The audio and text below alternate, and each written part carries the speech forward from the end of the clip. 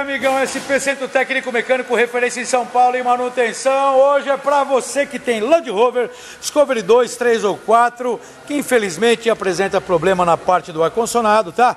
Aqui na SP você resolve com qualidade. Vamos falar de ventilação interna? Ligou o veículo, apertou os botões, ventilação interna não sai. Naturalmente é um problema de resistência, motor de ventilação. A boa notícia é que é possível fazer uma reparação, não há necessidade de comprar peça nova. Agora aqui na parte dianteira do veículo, tá? Compressor. Está ouvindo o compressor fazer barulho, o compressor está produzindo barulho, vamos fazer uma retífica. Às vezes o compressor liga, às vezes não liga, às vezes gela, às vezes não gela. É possível fazer uma manutenção.